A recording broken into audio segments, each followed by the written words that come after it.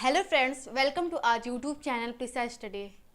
तो दोस्तों, हमने पिछली क्लास में नंबर देखा था कि नंबर क्या होते हैं, उसके कितने टाइप्स होते हैं, हमने सारी चीज़ें डिटेल में देखी थी।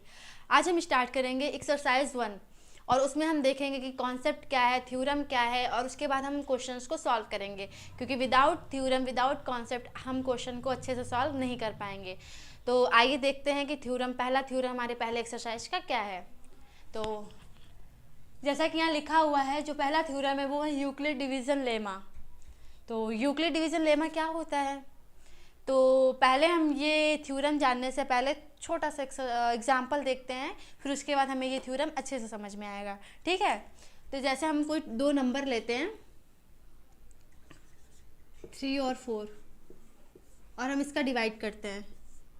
तो डिवाइड करने के लिए छोटे अंक को पहले लेते हैं, छोटे अंक का भाग बड़े अंक में करते हैं। ठीक है, तो हमने यहाँ नंबर लिया, तो 3 एकम 3 और यहाँ पे जो शेषफल बचा है वहाँ 1 बचा। अब जो है हम इसे बोलते हैं डिवीज़र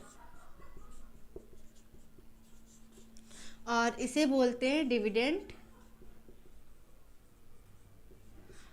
और इसे बोलते हैं कोशेंट, और जो हमारा शेषफल बचता है उसे बोलते हैं हम रिमाइंडर। ये सब तो हम लोगों को हमें आता ही है, लेकिन इसके बेसिस पे हम इस थ्योरम को प्रूफ करेंगे कि इसमें ए क्या है, बी क्या है, क्यू क्या है, आर क्या है। ठीक है, तो जैसा कि हमने यहाँ पे लिखा है डिवीज़र, डिविडेंड, कोशेंट और रिमाइंडर।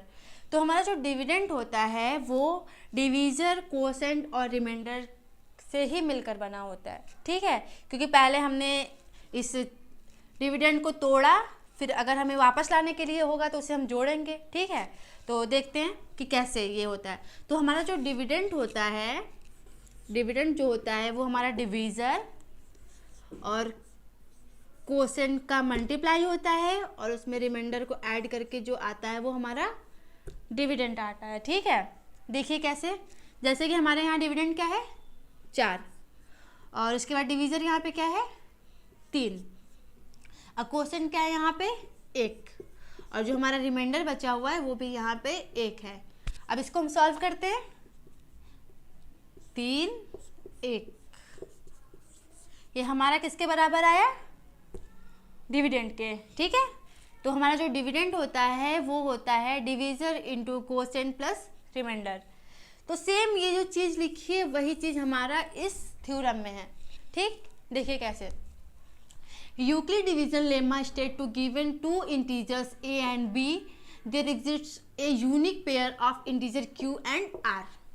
तो इसमें जो होता है हमारा दो इंटीजर होता है a और b और उसके अलावा जो हमारा यूनिक पेयर होता है इंटीजर्स का q और r होता है। ठीक, यहाँ पे अब हम देखते हैं a क्या है, b क्या है, q क्या है, r क्या है। ठीक, तो अब देखिए जैसे हमने यहाँ पे लिखा है डिविडेंड बराबर divisor into quotient plus remainder, same वही चीज़ यहाँ पे है, बस उसका जो है हमारा लेटर चेंज है।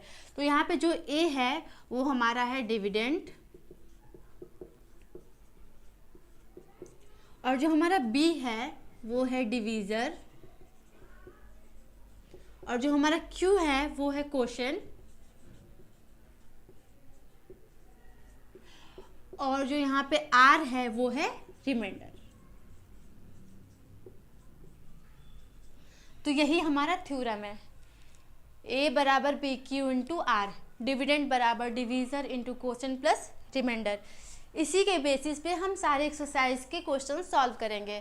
लेकिन इसमें क्या है कि एक केस है, जो हमारा रिमाइंडर होता है वो हमेशा बड़ा होना चाहिए 0 और उसके 0 से बड़ा होना चाहिए और उसके बराबर भी हो सकता है, लेकिन जो हमारा रिमाइंडर है वो हमेशा डिवीज़र से छोटा होना चाहिए।